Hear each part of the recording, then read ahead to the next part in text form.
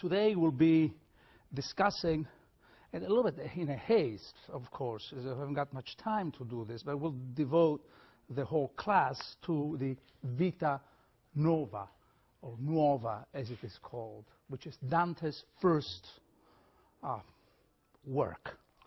I was going to say first finished work, but in a way it's not a finished work. It is a deliberately unfinished work. Dante doesn't really finish many of his works. He interrupts them, he breaks off, and decides to move on to do other things. This is the case with the Philosophical Banquet, this text of ethics that he goes on writing once he's in exile. It's true for the text on language, so-called De Vulgari Eloquentia, about the vulgar language. The second book he just won't go on. But it's also true in a way for the Vita Nuova. The Vita Nuova ends with a vision, but we do not know what's going to happen after that. There is a kind of suspension about it. But this is the first work, let's call it full work, that Dante writes. The title means a new life. Though new, or new life, so it means probably youth.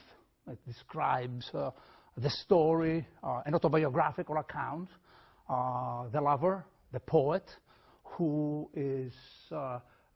falls in love with Beatrice. You may remember I called it the first decisive event happening in his early life, immediately after his mother's death, and describes the story of this love for Beatrice, who then, in the narrative, dies, and he, the pilgrim lover, poet, goes on recording the confusion, the sense of loss that ensues this event of the death of Beatrice, his betrayals, becomes an ethical drama, as most lyrical poetry of the Middle Ages does. They're always dealing with the treacherous presences, with betrayals, with infidelity, etc. And then he ends up having a final vision. So it's youth, it's the new life. It means, above all, youth. But new means many other things, which I think the narrative will go on, the meanings of which I think the narrative will sustain. New in Italian means surprising, unexpected, even strange, novel, marvelous. Therefore it gives a kind of direction to the way we should be reading this story. It's primarily, well, all these meanings are true, and it's an autobiography, or what we call, I will come to the description of what an autobiography is. It's also what we call a novel of the self. Another way of speaking about autobiography, which literally means I write about myself. So let me say a few things about this structure, this autobiographical structure, these formal problems, before we get into the narrative as such. From one point of view, we might all agree easily that if you knew that this is, the Vita Nuova belongs to the mode of Provençal poets, who would all write what they would call vida, life. It's just the word lingers, continues in Spanish, life. That is to say, they would write their poems and they would append a brief account of their lives. This is true for Geoffrey Rodin. They all would do that when they would publish their poems. So we would say that Dante is writing about himself and inserting the poems as part of the texture of his own life. But as an autobiography, though, the text echoes and is modeled on the most important autobiography written in the Middle Ages. In fact, it's written by one who can be called the founder of the autobiographical genre, and it is St. Augustine, who writes, as you know, the Confessions. A Confessions which is a witnessing, which is it's really the story of his life from his childhood in Africa, his growing up as a gifted young rhetorician, philosopher turned rhetorician, who then moves to Rome, where he becomes a teacher, despised, unpaid by his students, moves on to Milan, and the whole narrative climaxes with a conversion. In fact, the whole idea of an autobiography for Augustine is that it coincides with, it is coextensive with a conversion. he writes, he achieves his conversion in a garden in Milan. It's a narrative that we may have at some point a chance to go to and look at it in some detail, and then goes on writing a hermeneutics of the biblical Genesis, as if the new life that he found through the conversion could only literally issue into a commentary about all beginnings, Genesis as the beginning of all beginnings, as it were.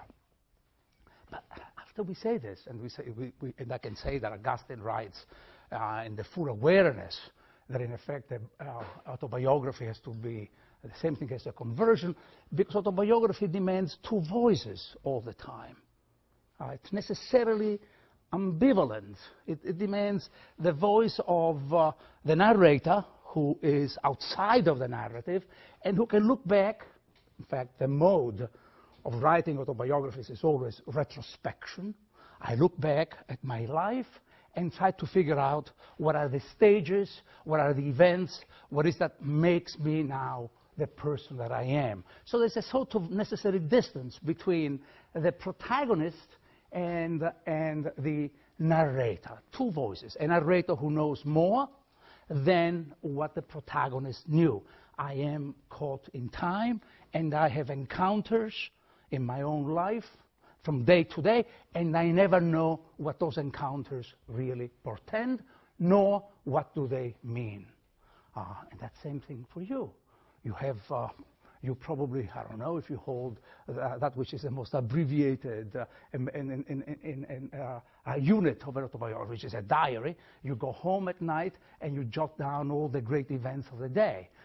But you may overlook the most important. You may have had a meeting with someone. You may have caught sight of some person who eventually 10 years from now will re-enter your life and give an altogether different appearance and direction to your life.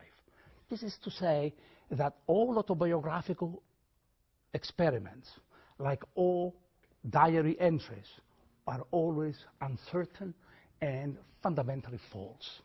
Because you can never really write, you can only write about what you know at that point, and you can never really write about the whole structure of your life. To be able to write about the structure of your life, you have to die. That's Augustine's idea of the necessity of conversion. It's a symbolic death by means of which you come back into existence, you come back into life as a new man, you have a new life, and now, with that, from that standpoint of your being a new life, you can have all the necessary detachment to look at your past and decipher that which was in a haze, that which was uncertain as things went on. The other reason why you need this kind of structure in autobiography, this double voice, is obvious. Because if I go on writing about my life without any sense of what my life is about, can you imagine what happens? I go on writing every single thing that I do, which means that I would need another life to be able to say, well, I got up in the morning, and I brushed my teeth, etc., etc. It becomes a random, senseless accumulation of facts without any particular meaning or direction. Dante is aware of this type of complication of autobiographies. You don't have this kind of autobiography. You have autobiographical writings beforehand. You have a kind of self-analysis. Think of the figure that is most powerful for Augustine is David, King David in his Psalms, with a kind of reflection, a kind of turning inward and trying to pinpoint the shifts in moods, moral judgments, temptations, the idea of one's own sinfulness. But this really means a kind of internalization of one's life. Okay, Augustine will not do this. Augustine will go into the interiority of his self, into the interiority of his consciousness, but he will also describe what has happened to him in the public space. He goes inside and outside all the time. Dante's Vita Nuova, you have all read it. It's really a complicated text from this point of view, because for it being an autobiography, it's amazing how little he tells us really about his own life. There's nothing concrete about this text. We know that it has taken place takes place in Florence, but Florence is not even mentioned. as a city. We only infer that it's Florence because at one point there is a description of a river that crosses by it, and which Dante uses because he has had an inspiration. Words come to him with the same kind of strength and naturalness with which the waters of the river flow. That's the implied meaning of that association, the description of a landscape. There's a river, and fantastic words came to me, which I jotted down as I want to remember. It's the turning point in poetic terms of the Vita Nuova. When he addresses them, when he understands that to write poetry, he writes a famous line, "Women who have intellect of love." It is a remarkable line, "Donne che avete intelletto." It's a remarkable line, and I will explain why it's a remarkable line. It was never written. That kind of perception was never really part of the warehouse of the poetic imagination. So what does Dante do? It's a little bit abstract. It's a kind of enigmatic account that he gives. In this, he's unlike Augustine. It begins with a reference to the Book of Memory. In that part of the Book of my memory, within which little has been written, I find words which I cannot go on repeating in all, but I would just transcribe some sentences, the meanings of them. So he understands that here we have, first of all, it's a book of memory, a necessary act of retrospection, and memory. It has a number of other implications and dangers. What are the implications? Well, Dante is writing this, he's about 25, 24. Here, it's a provisional retrospection of his growth as a poet. He certainly knows that memory is the mother, as you know, of the muses. This is the famous myth, right? There's the old Greek myth that memory, Mnemosyne, lay with Jupiter for 9 successive nights, and from their copulations, the 9 muses came into being. So memory is the mother, which means that art is always an act of memory, a way of remembering, an act of remembrance, we could say. But it has also some dangers that Dante will go on reflecting about, is that if you go on getting caught in the activity of memory, you run a serious risk. The risk of changing your sense of life and your sense of reality into the phantasms of memory, because that's what memory is. It's called, as you know, the eye of the imagination. That's the famous description of memory. The Greeks, of course, used to put memory in the heart. And in fact, as you know, the ancient Greeks used to put memory in the heart. In fact, as you know, in Italian we still say or in Spanish, recordarse, no? Which really has the etymology. In English, record has the etymology of the heart. We remember. But in the Middle Ages, it's already part of the imagination. It's called the eye of the imagination, which means that it has a visionary component to it. And this explains the emphasis on dreams, vision, strange apparitions with which this text is punctuated from the beginning to the end. But Dante, I repeat, understands that there is a danger to memory, and the danger of memory is the transformation of experience into a phantasmatic reality. We are all living in the world. It's like you are always looking backwards, and you're not Janus-like. You don't look in all directions. You don't look ahead. And Dante will turn against memory. The second thing that we get from that little exordium of in that part of the book of my memory, we know that Dante is praising himself. I find words which have been in the inscriptions of memory. I'm not going to repeat them all, but only some of them. We know that Dante is casting himself as the editor of his own book. That's the double voice. And this is the double structure of this little text of his. First of all, it's a double, has duplicity all over this text. Yes, it's a book of poetry, and it's a book of prose. It's not an unusual structure. Boethius, The Consolation of Philosophy, is written like that. Dante also writes other texts like that. You know, but what are the implications? Well, there's a lyrical self who has been in the throes of a great passion for Beatrice, who struggles sometimes with his inspiration, who waits. And that's the problem he has. one of the crises that he has is that he's always waiting for words to come to him. He's always waiting for Beatrice to say hello to him. There is a way in which he casts himself as a passive protagonist, weak-willed, unable, sort of believing that the will can direct him wherever the will wants. And that's another problem that we are really going to talk about. And then finally he understands that he better get out of that mode. And in effect, and I will say this by making your turn, just talking about the formal structure now, the whole text is written in the past mode. The whole text in that part of the book of memory, a commemoration of a great event in the private life of the pilgrim. The love, which he doesn't even know what it is. He doesn't even know the woman. He doesn't even know what the passion is. And part of what the tension of this text is to ponder what it is that the passion means and what it is that it's doing to him and to his mind. But by the end of in chapter 42, which, by the way, let it be said in passing, it's the division in numbers is completely arbitrary.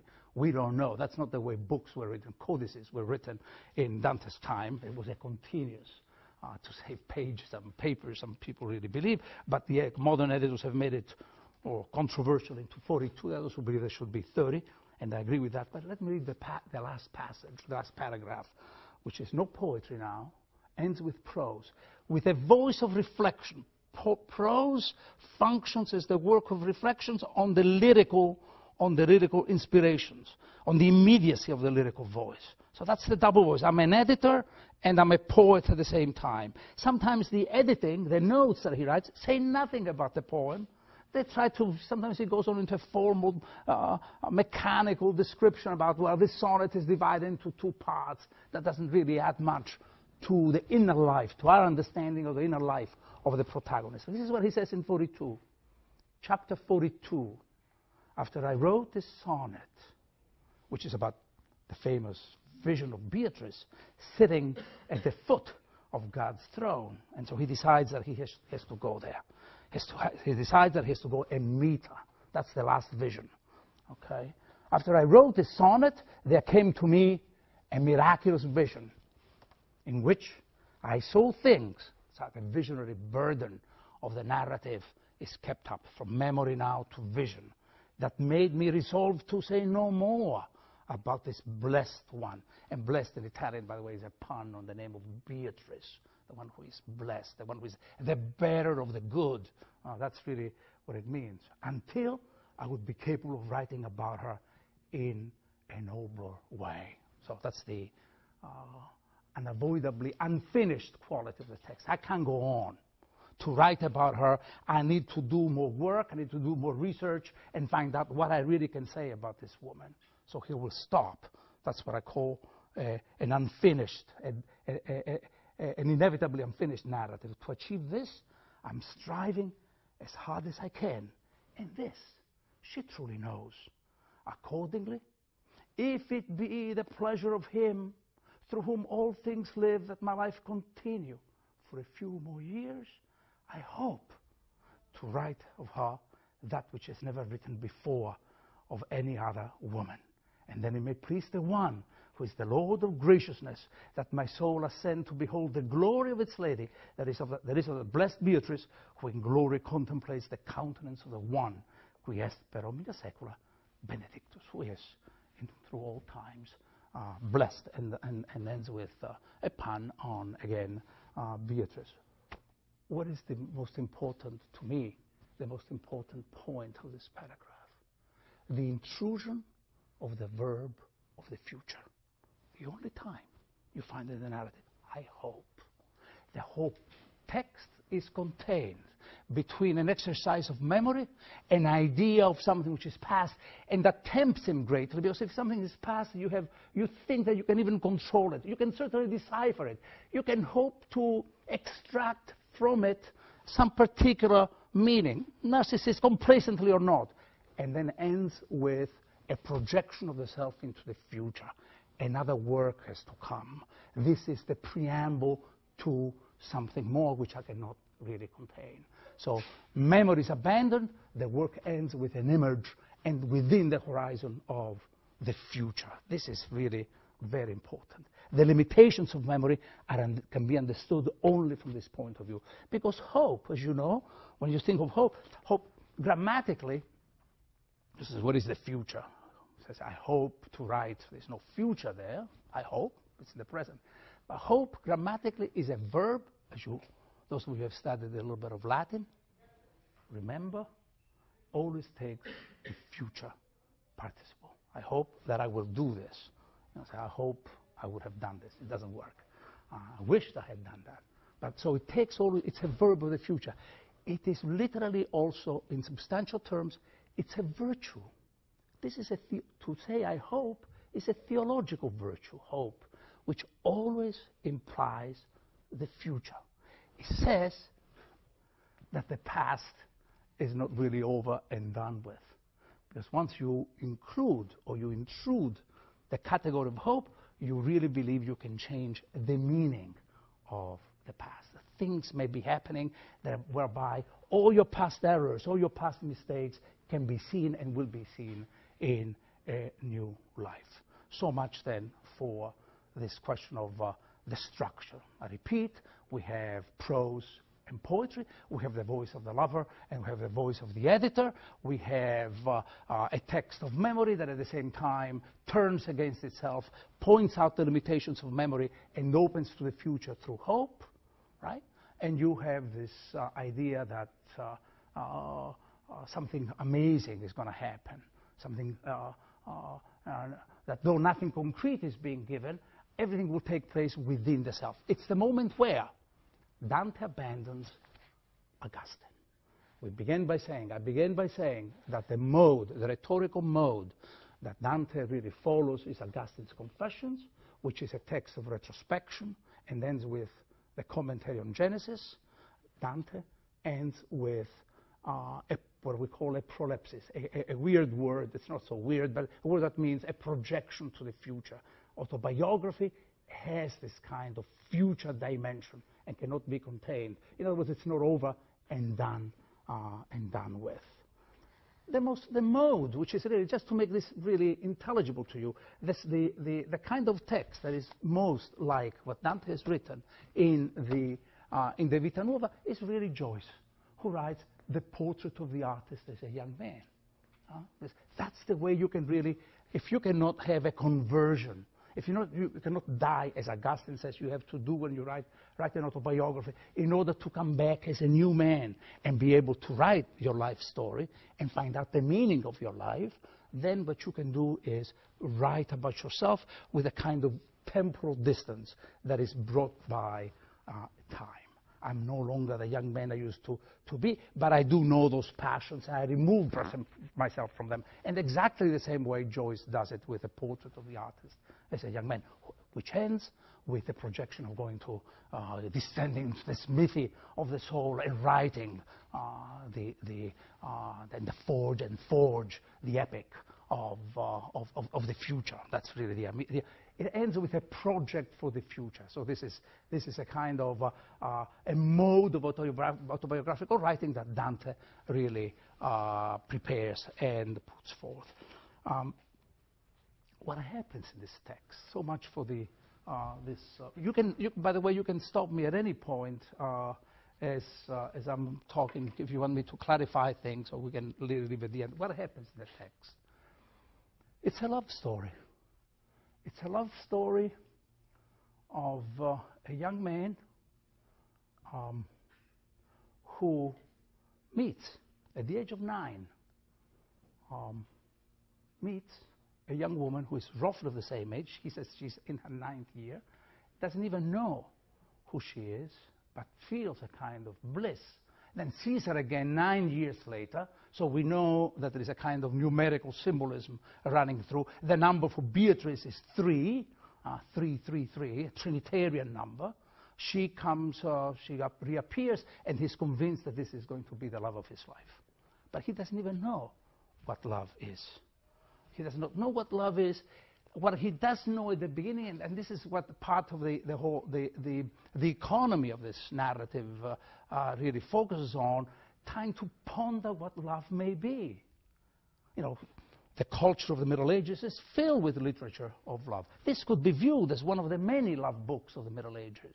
And in case some of you may be looking already for a topic for your paper, you could write about the love books of the Middle Ages. What are the other love books, the famous love books of the Middle Ages, which are completely different from the love books of the Middle Ages coming before? For instance, The Art of Courtly Love of Andreas Capellanus, which is, as some of you know, it's a codification of what love is. The idea that love is an art, the art of courtly love. That it's obviously a natural instinct or thrust or passion, and yet has to be changed as if there can be a sentimental education. One has to learn how to contain, how to hold off excesses, how to hold off the potential disruptions and violence that love will produce. There are the romances of Chrétien de Troyes that you may know about, which is all about love at the court, the place of pleasure within the unfolding of responsible life. There are so many other texts. A lot of the Provençal poets, whom Dante really evokes. Dante writes about love. And let me say a couple of things so that you can really... it's not the first time that people reflect about love, of course. The Greeks tried to do that. And you may remember Socrates, who always wonders what love is. Is it a figure of speech, a manner of speaking? There is no such a thing as love. That's just a useless figure of love. Is it a god that possesses me? It's just a natural instinct, and that we call love, and so on. This variety of passions, this variety of ways of understanding love, all figure within this text. The main thing is that Dante meets Beatrice, doesn't even know who she is, does not know what's happening to him at the age of 8. It starts in an involuntary way. The whole point of this narrative is that things seems to be happening to him. Not only he's a passive figure, but even love comes to him. He doesn't will it, he doesn't look for it. And in many ways, look at this passage here, okay, in chapter 2. 9 times already since my birth, the heaven of light had circled back to almost the same point where they appeared before my eyes. It's appeared, it's an apparition. Something gives itself to him before my eyes. The now glorious lady of my mind, who was called Beatrice even by those who did not know what her name was. She had been in this life long enough for the heaven of fixed stars to be able to move a 12th of a degree to the east in her time. That is, she appeared to me at about the beginning of her 9th year. So she's a little younger than he is. And I first saw her near the end of my 9th year. She appeared dressed in the most patrician of colors, subdued decorous crimson. At that very moment, and I speak the truth, the vital spirit, the one that dwells in the most secret chamber of the heart, began to tremble so violently that even the most minute veins of my body were strangely affected. And trembling, it spoke these words: "Here is a God stronger than I, who is coming to dominate me, to rule over me." I mean, these are set descriptions of what love is. The point is that he doesn't will it. He does not know what this is about. Why does he present himself as unwilling, this passion? Because passions which are unwilled seem to be more important than the things that we will. If they are unwilled and they happen to me, they may have the mark of a secret necessity. There may be a pattern behind them that I do not know, but it happened to me. Do you see what I'm saying? I do not have any responsibility about it. I don't know what that is. He will find out in time that he cannot go on obeying the rules of the will, that he has to go on understanding that the will needs to be in turn ruled by reason. And the other thing that he does is that there's this figure of love as a god, clearly a literary conceit. He has no idea, who speaks to him, overruns him. Not only overruns him, he takes refuge in the chamber of his house, the chamber of his mind, and there he goes on engaged in deliriums, dreams, etc. that is to say, all the clinical signs of love. He thinks that love is a passion that disabilitates him. This whole problem will come to a head with the first sonnet that he writes, which, by the way, is really the poem we know. Dante is 17 years old when he wrote this poem. So we know that this is really a kind of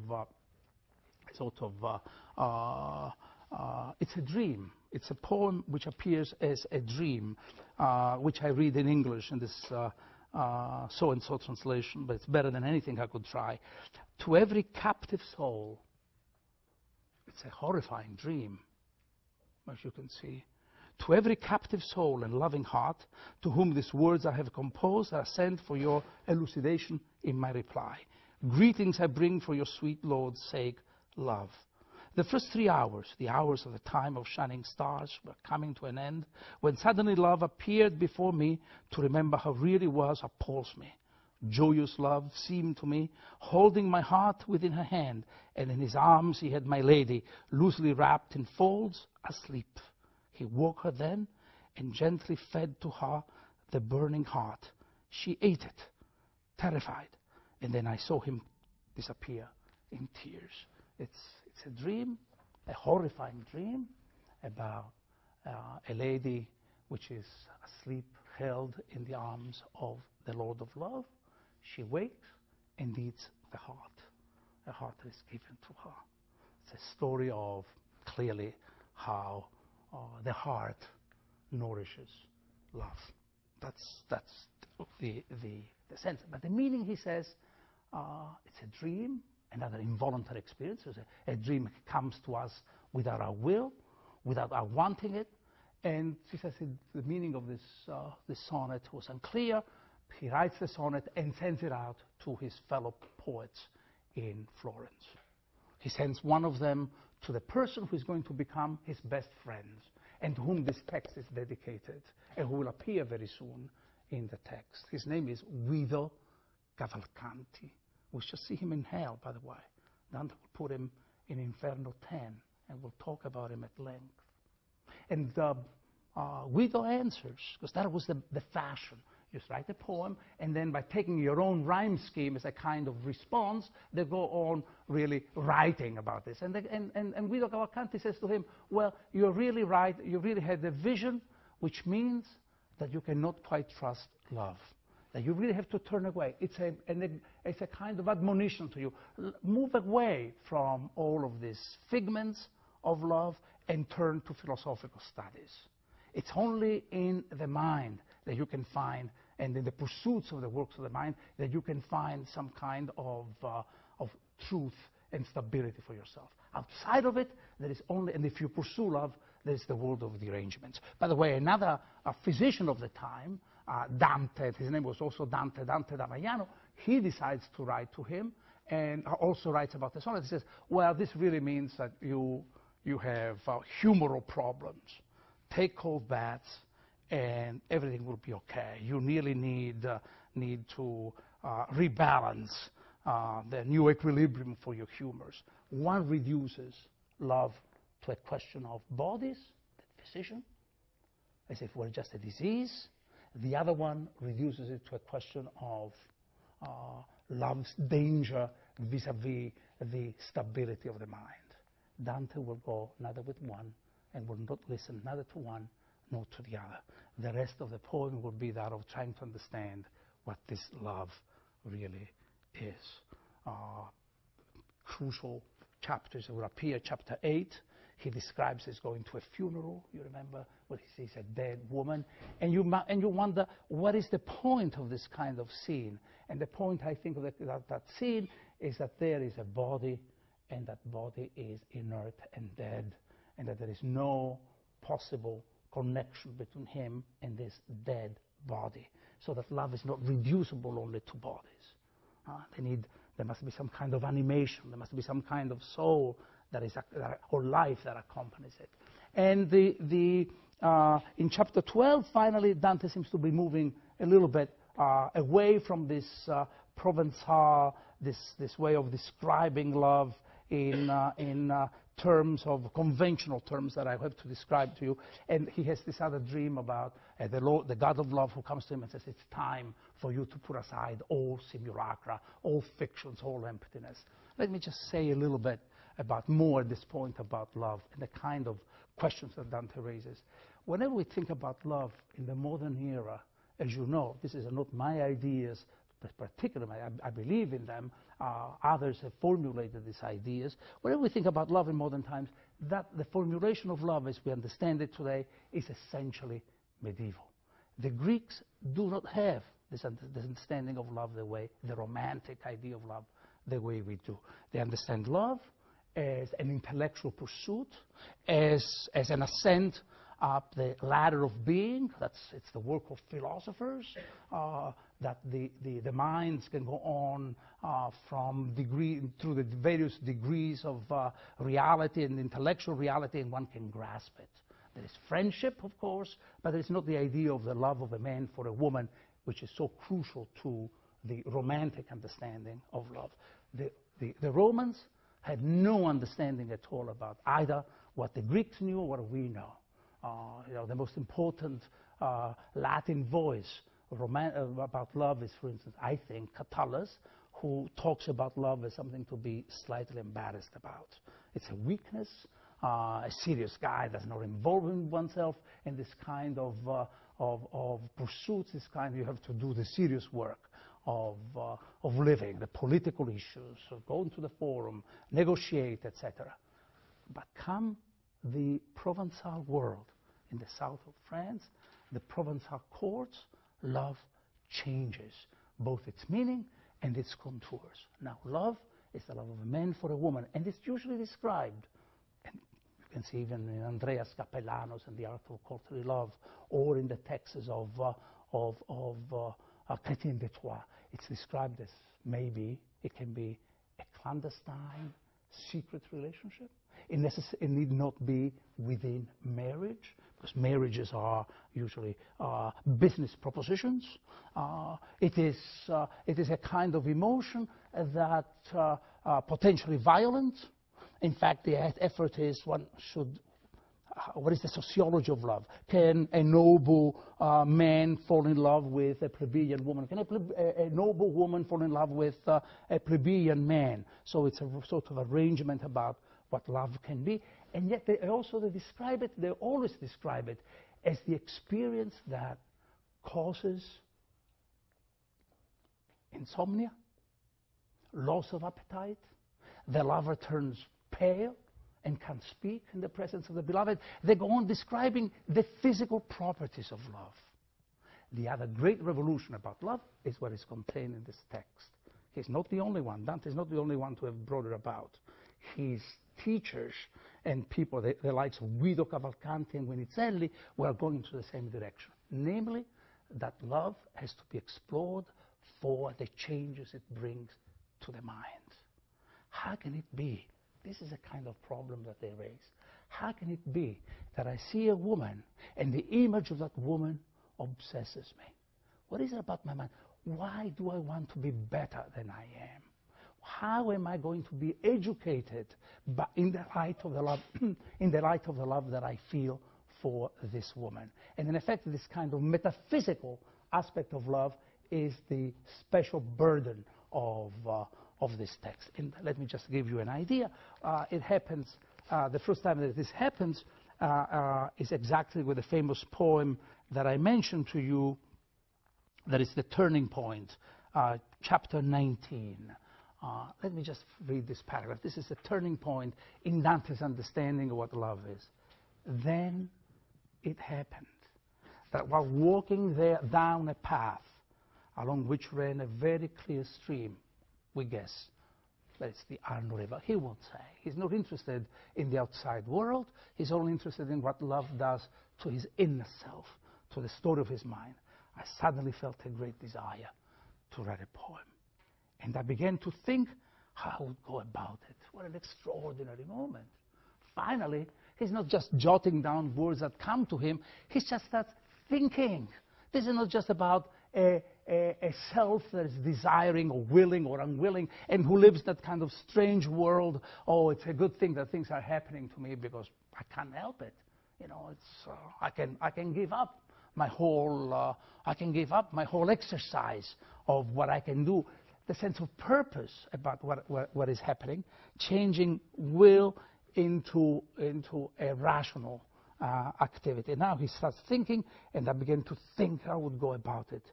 It seemed to me that to speak of my lady would not be becoming unless I were to address my words to ladies, and not just to any ladies, but only to those who are worthy, not merely to women. Then I must tell you, my tongue is not out of it yet, as if moved of its own accord, spoke and said, ladies who have, actually he says women, who have intelligence of love. With great delight, I decided to keep these words in mind and to use them at the beginning of my poem. Later, after returning to the aforementioned city and reflecting for several days, I began writing a canzone, meaning a song, which for Dante is the noblest form of rhetorical form, and using this beginning, and I constructed it to in a way that will appear below in its division. The canzone begins, ladies who have intelligence of love. I wish to speak to you about my lady, not thinking to complete her litany, but to talk in order to relieve my heart. Not thinking to complete her praise, her praise. It's a poem of praise. Therefore, a religious, kind of very close to religious poems. As you know, they are so-called laudes, laudatory, we say in English, to come back to this, to give you a sense of what this kind of poems can be. The praise, which he would like us to distinguish from flattery. You know, there's a difference between praising someone and flattering someone. Praising, you really don't expect anything in return. You're praising. There's a kind of sense that you are trying to describe and yielding to the lure and the power of what is in front of you. Flattery always implies some kind of circuitousness, some sort of desire to get something. You flatter. It's a rhetorical form. You flatter because it implies some degree of manipulation. But the most important word, it is women who have intellect of love. Intellect of love. Finally, intellect and love are not two disjointed activities of the mind. It's not what Guido Cavalcanti, who really believes in parts, who really believes in a world which is sundered one from the other, in a fragmentary world. We'll come to that in Inferno 10, who really thinks that time is all fragmented from itself anyway, experiences are all fragmentary, that love, if I have a passion, I can never quite come to understand anything. In fact, when I am in the throes of passion, my mind ceases its operations. This poem is written against Dante's best friends, to whom this text is dedicated. And so we are forced to think, and I'll go back with this poem in a moment, but let me make a brief digression about the relationship between friendship and love. They are two extraordinary virtues. We call them passions, but they're also virtues. Is there anything better than friendship? Is there anything better than love? But Dante brings up, this is the part of the radical way of Dante's thinking. He brings us to the point where you really have to distinguish between things that seem to be equally powerful virtues. And what is friendship? Well, the text is dedicated to Guido Cavalcanti, which means that friendship implies a conversation of minds. The word conversation, as you know, in Latin means things turning together. That's why it is minds. When you are conversing, minds are turning together in some kind of harmonious turning, looking for some common agreements. And there is a sort of benevolence implied in friendship that presupposes even what you are going to find. We are going to, not only its benevolence is the condition for friendship, it's really the point of arrival. We're going to like each other even more after we discuss. We disagree, but we are doing it benevolently. That's the gift of friendship. It's a virtue. In the ethics of Aristotle, it's counted as one of the major virtues. And so does Dante in his own rewriting of the ethics of Aristotle, which is the Banquet. But love, for Dante, here is more important than friendship. And it's more important for friendship because it forces you to think. It forces you to think. Something happens to you, and that mobilizes your mind. You got to go looking for the signs of love. You try to look for what kind of sign is my beloved sending to me, etc. The mind is engaged in an extended mode of self-reflection. So intellect and love now go together. That's the revolution. Let me go back to the theme that with which I started. This is the beginning of a so-called sweet new style, the kind of poetry that the Tuscans write, and which is a sort of rethinking of what the Provençal poets were doing. The Provençal poets are writing poetry in the mode of I tremble and I shake, and the image of the beloved, I cannot even tell anybody. I have to keep my passion away from the flatterers because they are going to violate my secret. And so I have to always protect this. I have to protect the identity of the beloved. Give a sense of singularity and uniqueness to this passion. The Tuscan poets, Dante, Cavalcanti, Winizelli, they come along and say, no, what matters is that love can become part of intellectual experience and intellectual assent. And knowledge only favors love. And love mobilizes the mind to go on thinking. See, I really don't want to say too much now because we have so much time ahead of us. The great debate, philosophical debates in the 13th century, is always the difference between the so-called voluntarists and rationalists. Very simple. The voluntarists are those who believe that if I want to know something, I have to love first. That love is crucial to my knowledge. If I, probably you remember from your own early youth, when some of you would be interested in a boy or the boy and the girl. Someone would say, oh, you really love that person. What do you mean? I don't even know him. I don't even know her. That's really the issue. If you love so that you may know. That's the position of the voluntarists. No, others would say, you have to know first in order that you may love. And they're fierce debates. Dante is circumventing all of this. Intellect and love are like the 2 feet that carry us along. And you move one and you move the other. And only this way can you walk without being hobbled, as he will be later when he starts Inferno. So this is the great change, what we call the sweet new style. And the sweet new style means, therefore, a highly philosophical, highly intellectual kind of poetry, a poetry where the woman or the love of a woman can take you up to the divinity, love through love, and the understanding that that which rules the world is not just an idea, it's just love. And therefore love is the only way of coming to it and pursuing it. And some examples of this kind of experience will happen very soon. I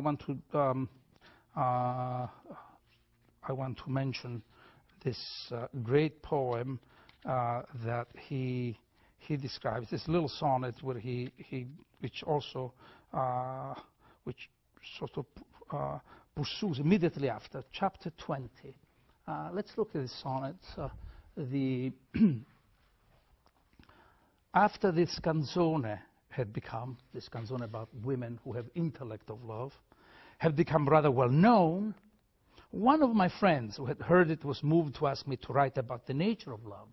That's not what forget about the experiences about being sleepless, where Dante starts as a Provençal poet. He's now refining that idea and wants to think about the nature of love, philosophical idea about love, having, without losing sight of Beatrice, having perhaps from reading my poem acquired more confidence in me than I deserved. So, thinking that after my treatment of the previous theme, it would be good to treat the theme of love, and feeling that I owed him to my friend, I decided to compose a poem dealing with love, as I wrote this note which begins, love and the gracious heart are a single thing.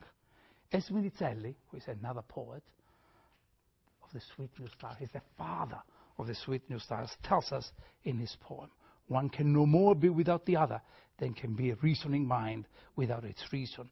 Nature, when in love mood, creates them, etc., etc.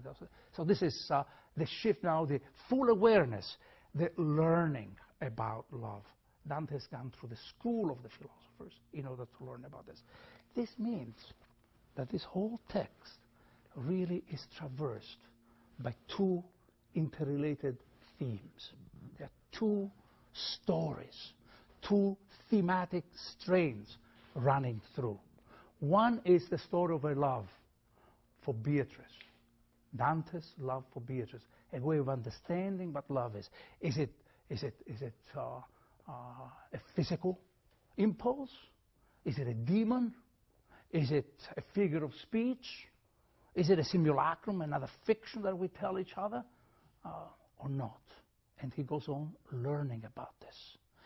The other thematic strain of this text has to do with learning to be a poet. Dante is also telling us the story of his poetic growth, how he begins imitating the Provençal poets, imitating now the poets of the Sweet New Style, and finally finding his voice. And how the two themes really shed light on each other, because I can only understand this about love, and if I understand really things about love that nobody else has understood, I can really go on writing about the poem, about writing poems that nobody else can go on writing, which is a famous promise, the hope he expresses in chapter 42. And if I can go on writing about love in a way that nobody else has ever written, it means that I understand love more than others have understood love. And at any rate, the great poem that he starts writing when he's, in a sense, even in a kind of rivalry with Minicelli, appears in the sonnet that starts here. I could mention 21, the power of love born in my lady's eyes, where now it's not only about the nature of love, but he goes on trying to find love within Beatrice. It's not the God of love that has been abandoned. It's not the conceit of love. It's not the words, the strange, enigmatic words of love that have come to him from oracles and traditions. Now that is love for the concreteness of Beatrice herself. As I said earlier, very much in passing, the text has an extraordinary sonnet that I read in Italian, a couple of lines, a few lines, so you can hear the sound of this poem. Chapter 26. This is about Beatrice, the apparition of Beatrice.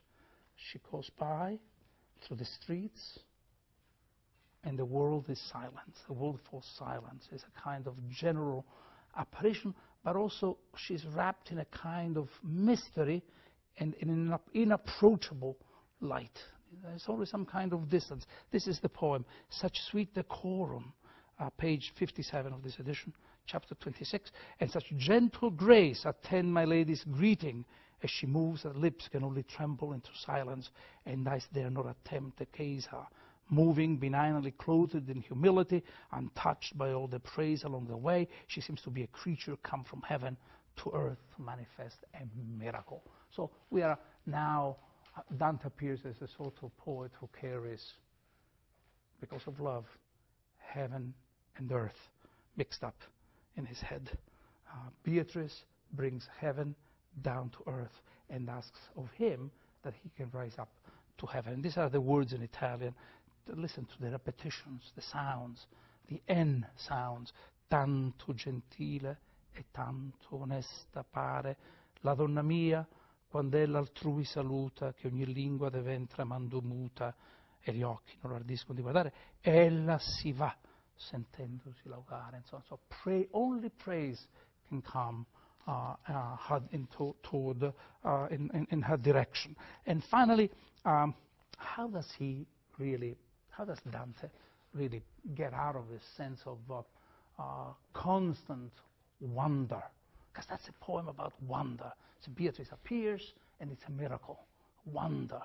And that's how you start thinking. As soon as you believe that what you perceive is a wonder that you don't quite understand, you want to go on trying to understand it. Now, that's the heart of the effort of reflection, right? So there's this kind of sense of constant perplexity, great excitement at the idea of Beatrice. Now Beatrice has died. Her death appears around chapter 29. How real can she be now that she's... How are you going to relate to someone who is dead? And Dante will do that which probably some others could do. We'll try to find a replacement. And we'll go looking for someone who looks exactly like her or reminds him of her, and then finds this chapter 32, 33, 34, this woman who has so much mercy, sense of mercy for him that he's very drawn to her. And he understands that in the measure in which he tries to duplicate Beatrice, then the love for Beatrice was not really singular, that his own project was at stake here. Either you believe in the singularity of the figure you love, or if you believe in the duplication, then you are undercutting your own project. So he's caught in all these dramas till finally he sees some pilgrims, and this is really the great direction. And with this, I will stop and see if there are some questions. Chapter 40, some pilgrims. You know that the pilgrimages, they used to go to Santiago de Compostela, as they do now. Then used to go the famous from the north of Europe, the so-called, they would go to Jerusalem. They would go to the Via Francigena, as it is called, that goes from the north, following a particular path, go to Rome. And here he sees some pilgrims who are going, they're called Romei. There he sees some pilgrims going to Rome. And this is the poem he writes. And this is an extraordinary poem. Pilgrims, he addresses them. They don't listen to him. They know nothing about him. He addresses them, moving pensively along, thinking perhaps of things at home you miss. Could the land you come from be so far away, as anyone might guess from your appearance, that you show no sign of grief as you pass through the middle of the desolated city? This is a phrase that normally is used for Jerusalem, the desolated, the abandoned city. This is Florence, though. Like people who seem not to understand the grievous weight of woe it has to bear. If you would stop to listen to me speak, I know, from what my sighing heart tells me, you would be weeping when you leave this place. Lost is the city's source of blessedness, and I know words that could be said of her with power to humble any man to tears. It's really another great shift in the movement of the poem. He sees pilgrims who are going somewhere, and he realizes that he's not like them. He's not going anywhere. He is moving in circles. And if you move in circles, you get nowhere. Now, something happens around him that will, in many ways, shake him from that kind of circular self-absorption in which he finds himself. And the second thing is that he understands. This is an extraordinary poem. Read it again for yourselves when you have a chance. He says he understands that the mythology has been constructing about Beatrice is an absolutely private mythology. It means nothing to anybody else. You who come from afar, and he's like them because he too is, they are separated pensively, a word that implies suspension, the same word, to think and to be suspended. It's the same etymology in Latin, right? They are halfway. They are here now, going through Florence, going somewhere to a destination, and nostalgically separated from the world they left behind. And Dante, too, is not going anywhere, but he doesn't have Beatrice with him and has no idea of where he's going, unlike the pilgrims, where to go. Above all, if I were to tell you anything, you would understand that this is a desolated city, but you do not know, and the implication is you may not care. My mythology is private. The effort I have to make is to transform my private mythology into a public discourse. This is the transition from the Vita Nuova to the Divine Comedy. The Divine Comedy will be a text where finally Dante will go on literally theatricalizing, literally staging his own passion through the passions of others, involving all others in his discourse and creating what I would call a public mythology. So this is really the most important moment, which ends with another journey of the mind that will make the next one beyond the sphere that makes the wider round, passes the sigh of reason from my heart, and your intelligence, the love in tears, endowed with its urging it on high, etc. Here he sees Beatrice far away and decides to undertake his journey, the journey of knowledge, the journey of exploration, the journey which will be, which is the journey of life, and which is the journey that will be at the heart of the comedy, or the Divine Comedy, with which we start next time. So this is really a kind of experience, poetic experience, that Dante will go on at the start. He's still a young man. He's exploring a lot of possibilities. He's gathering all the voices around him, but he internalizes them. They are not, it's not still the kind of encyclopedic text that the Divine Comedy will necessarily be, where he has to involve all discourses, all whispers, all groans, all noises. The whole world is to speak through his poem. That's part of the most inclusive vision, rather than excluding anything. But this is a time, is an effort to try to find himself as a poet with a project, and that project will be necessarily a project for the future.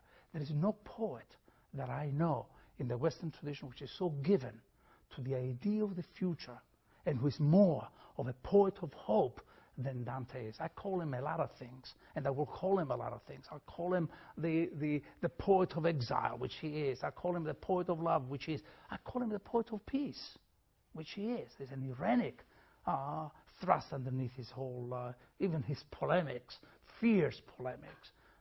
But above all, and now, for now, he appears as the poet of hope, in the knowledge that hope is the most realistic of virtues. Because it tells us that the past, nor even the past, may be dead. That really despair is the most crucial sin that one could have in this universe. Belief is to say that things are over and done with. Dante says, I'm not done yet. I still have a project. I can't even begin to tell you about it. But let me stop now, because I have other things to do. That's the substance of this poem. And in this sense, it's a preamble, a preparation for the Divine Comedy. And since I'm trying to give you a sense of Dante's own life as a flesh and bone kind of guy that he was, what happens after this poem? Beatrice has died. Literally in 1289 she dies. Dante now is married. Marries a woman he will never mention. Belongs to a decent family in Florence, the Donati, troublemakers, and Dante doesn't really like. And Dante will enter public life. And this public life, which also means that he will have a great interruption to his intellectual pursuits. Till in 1302, as I probably remember, I mentioned, he's banned from Florence to go into exile, and once he's in exile, then his production will start again. He'll start writing about the language, the theory of the language, the first treatise on language in the Western world. He writes a text of ethics, which is the Banquet, and then the Divine Comedy. We'll begin next time. We'll find him in the middle of his journey, which is Canto 1. But since we have a few minutes, do we have questions? I said a lot of things. I hope it was, I'll go back to some of these things. So but questions?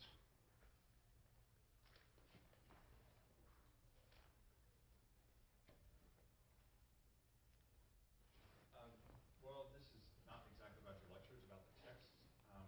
Do you recommend that we go with a specific text that you recommend on the syllabus, or I already own the Mandelbaum translation. Is that usable for this course as well? Yeah, Yes, the question is, do I recommend that the students stick to the text that I mentioned in the syllabus, or can they go on using other texts such as Mandelbaum's translation? And the answer is yes, you can. It's a very good, Mandelbaum's translation is a very good translation. I don't use it for one simple reason, because he's a dear friend of mine. He probably will hear me now. Everything will be on record. Poets have a weakness. When they translate, they do it out of great love for the texts. But deep down, there is the idea, look at this. I can do a little one better than even Dante. And he lapses into that. And I have told him more than once. I like this unpretentious translation by St. Clair. Prose sometimes is wrong, I will tell you, when it is blatantly wrong. But you can use Mandelbaum. Or if you have Singleton, or you have Durling and Martinez, or if you have, actually, which I think is really better than all of these Hollanders, Robert Hollander, actually the translation is by his wife, Jean. So that you can use any translation you want. They are not really all that different from each other. It's usually the sound. And, of course, Mandelbaum, as a poet, has a sense of the rhythm in English. Absolutely. Yes? I'm not quite sure I understand how love as a process of acquiring knowledge is different or better than friendship, or like the harmonious turning of love. Yeah, the question is very good, first of all, and is why should I make the claim that love as a process of knowledge is better than friendship, which you're really singling out that which is one of the dramas of the Vita Nuova, a book dedicated to, Dante dedicates to his best friend, Guido Cavalcanti, and yet it's about Beatrice. And when Cavalcanti appears, he says, forget about love, just, turn to philosophy, in a sonnet that is very well known and that I quote in some piece or other. So there is a tension between the two of love and friendship. And we agree, and you seem to be agreeing, with the very generic, not unusual description that I make of friendship. Friendship is really the language of philosophers, right? Philosophers who get together and believe in thought, and believe also that friendship is a great virtue. There's a lot of dramas within friendship in literature. Friendships are trying to outdo each other. I'm a better friend than you. To me, I'm a better friend to you than you are to me. As soon as you talk about that kind of rivalry, you realize that passions also get into that process. But I would say that Dante, I understand Dante to imply here that love is better than friendship, exactly because it does violence on our ways of thinking. Because it forces us never to take anything for granted and in and of itself. Because, listen, this may even be something that you find very romantic. People can find very romantic. The idea that in love, you are going to be surprised by what the signs of love are and the obliquities of the idea of love. Whereas in friendship, you really have a sort of the clarity of an exchange. In love, you're going to have the secret signs that lovers can give each other. To me, a great text that maybe Dante, I'm sure Dante read, is really Ovid. If you go and read Ovid's stories, great stories, but the story of Pyramus and Thisbe, lovers who can see the smallest chink in the wall through which to communicate, and all the inventiveness that comes with it. In a sense, it's really with the idea that love can force us to think about in ways that we could never really imagine, because it is tied to the imagination. Okay? That's what I would say. Other questions?